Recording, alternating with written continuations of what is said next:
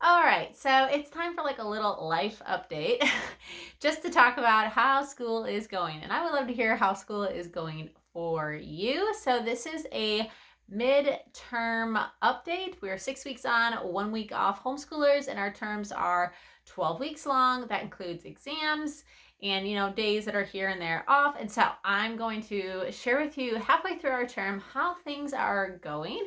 So if this video is of interest to you, give it a thumbs up and keep watching. So if you're new around here, my name is Hannah and I'm a homeschool mom of 4 children, 2 are school age, and we are Charlotte Mason homeschoolers. And we are primarily following Ambleside online this year. So I'm just going to share briefly how term 1 is going, areas that we have really thrived in, some pivots that we've had to make, adjustments, how we have made that curriculum really work for our family and our schedule and this season in our life. And I just find it so helpful to hear how other homeschool moms are doing in their terms and how they plan things out, and also just a reality check of real life and how we can fit homeschool into an everyday family life. And so just because I think things it's important to talk about. So without further ado, let's get into it. So first of all, in terms of our life the last 6 weeks, we haven't had any sort of like abnormally busy 6 weeks of our school year. The next 6 weeks, fall and I'm sure Christmas time, going into that, we have a lot of fun planned. There's field trips and hikes and so much happening in the fall. We're from Wisconsin, and so honestly, summer's fun, but fall is even better. And there's so many wonderful things to do. The weather is perfect, and so we have every excuse to just get outside. Now, the 6 weeks of our first term, we actually only did 24 full school days, but we had some field trips, which I count those as school as well, but really only 24 days where we sat down. So even though that was a full 6 weeks, I am glad that I kind of condensed our schedule into like a 10-week schedule, which I talked about in my family studies and my planning video, which I'll link down below. Because when I went to plan on our break week here, I was like, wow, it's really good that we condense things, but because there were almost one day each week that we either had an outing or something that was on the schedule, a family activity, or something that took us out of the house the whole day where we couldn't just do school and do the activities.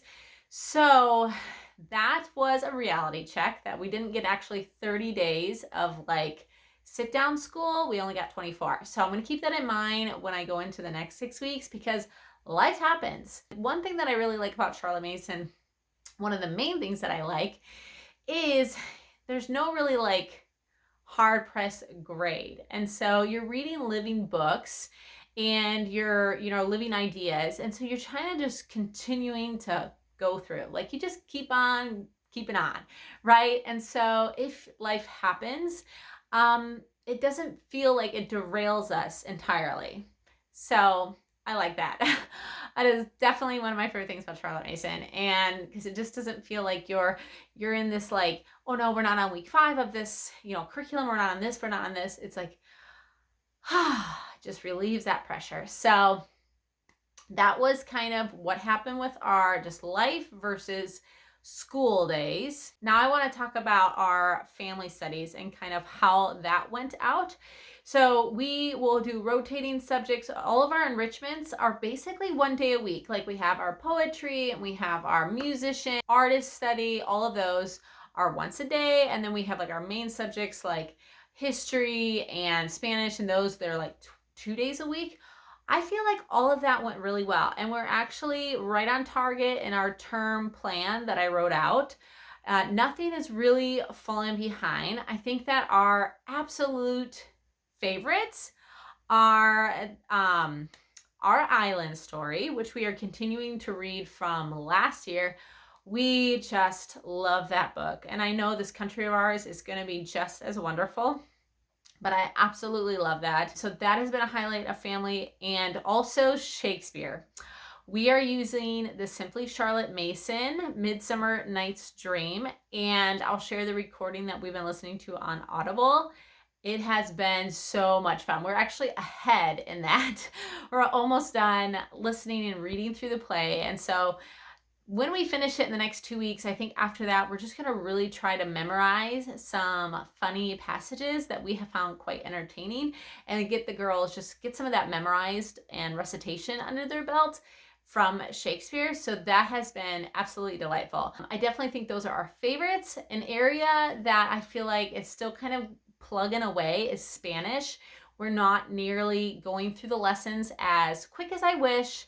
However, I don't want to rush it and then they don't know it well enough. And so we're just going to stay steady progress with Spanish and see where we land in 6 weeks and see how much more we have memorized and gotten under our belt. A little update on my oldest, who is Ambleside Online year 4. She is a 10-year-old 5th grader. Wow, we had quite I feel like the shock the first 2 or 3 weeks. It was a much higher workload and reading load that I anticipated. It was a little advanced for her. I had her doing all the readings independently. I had her doing 2 to 3 readings every single day, and very quickly realized that a lot of these needed to be done with me or at least supervised by me. And now I feel very confident after 6 weeks that we have finally found our rhythm. And I should have added, when we talked about family, how I just had to make some adjustments to our timetable and our schedule to adjust to my 20-month-old, because he is an all-consuming child until he takes a nap. And so if you have a 2 and under, you know how busy they are in the morning, and you kind of just have to wait for that window of opportunity, if and when they take a nap, to have that one-on-one time with your older students. And so we made some adjustments. I basically, even depending on what the recommendation was for her for reading, all of her readings. Now, her independent work was fine. Her math, her language, all of those subjects worked really good. And if I'm going through all of her books, the ones that we made some adjustments were Age of Fable, which we love, but what I decided to do was use LibriVox free recordings. They've been very well done, and we listen and follow along. So I've been doing it on my own. I've been pre-reading and getting ahead of that and making my own notes, but that's really helped. Robertson Crusoe, we are listening to online, also LibriVox recording. So that's helped, because that was just too intense for us to be reading. And I'm okay with having that one on audio. And then Madame How and Why, her and I are reading out loud together, just so we can talk about a lot of that book is England. And so a lot of the, natural history and places that they're talking about, we have pictures that I'm kind of showing her and just giving her idea of what this is, because it's going to be hard to learn about the natural history and the whole point of that book if you don't have a clear example in your head of what these areas look like in England, and we're not in England. However, the book is really cute and we're loving it. It's just that was one that I wanted to do with me. All of the other books she's been able to do by herself. I have to say that the maps that we purchased to go with Men of the Mississippi and my other daughter, she has Tree in the Trail. We have loved those maps. So if you're doing any of those books, I will link those down below, because those have been a lot of fun. Those are definitely a hit. So all in all, it's gone really well.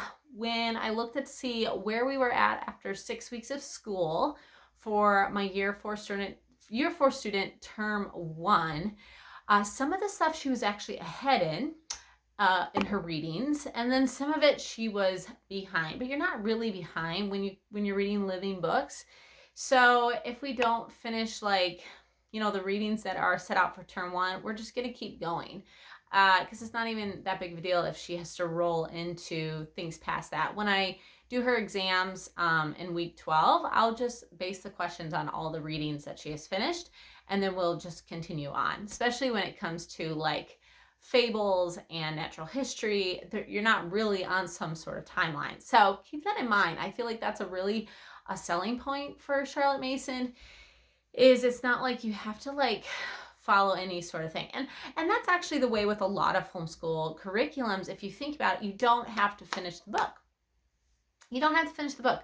My mom used to tell me all the time, I was homeschooled, that like 80%, end of the year, close the book, restart in the new year, and let bygones be bygones, right? All right, let's talk about now my year 2 student who's 8 years old and in 3rd grade. That has gone really well. Her independent work has been perfectly fine. Actually, her gamma is easy for her. We love Matthew C. I've talked about that so often on here, and I love how independent they can do it on their own. Her readings have been great. We are loving the books. Little Duke, Understood Betsy, Tree in the Trail. They're all just so delightful. I feel like Ambleside has done such a terrific job in picking good literature. Now, in year 2, I do read 90% of it out loud. She's a good reader. And so what we do with all of those, I have like, I'll read like 2 or 3 pages and then she'll read a page. I'll read 2 to 3 pages and she'll read a page. And so she's getting a little reading out loud practice with me there with her. And so that has worked really well for us. With the early adjustment with the toddler, we didn't get through as many readings as I would have liked in the first 6 weeks. So now that our fall season is coming into, and we're gonna be having more time inside on these cooler days, I will just get in an extra reading here and there as we can, you know, just because there's giving more time for reading come winter here. But in the, you know, the first 6 weeks, there was a lot of summer warm days. And so we really were just trying to wrap it up so they could get outside and enjoy the weather. So making that adjustment, but otherwise things have gone really well for her. I am extremely pleased with all of the choices. Just reflecting, I feel such at peace. You know, this is year 5 years, 6 years of homeschooling. My oldest is 10 and she's in 5th grade. So, I mean, the formal year really is 1st grade, but I feel at such a peace at, you know, just how things are going. And I'm just very happy. I have been delighted with the books. So amazing. Of course, the folk songs, the hymns, all of that. I love that it's just a sprinkle of enrichment studies that we get to enjoy with one another. So now moving forward, we have another 6 weeks on. So we're going to break probably the week of Halloween. That's my plan. But since I wrote it out for 10 weeks, we actually have that 11th week is kind of flexible. So that's going to give us our chance to basically catch up on our readings.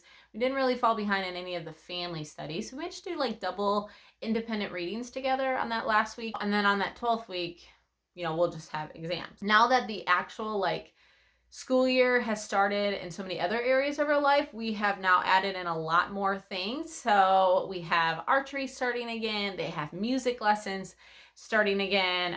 We have our co-op. We have more nature walks with our friends, lots of field trips. And so I definitely have to abide by our schedule. I am teaching piano lessons again out of my own home. I taught piano lessons commuting for 15 years. And so I'm restarting here at my house. So that's starting this term. And so we have a lot of adjustments as a family.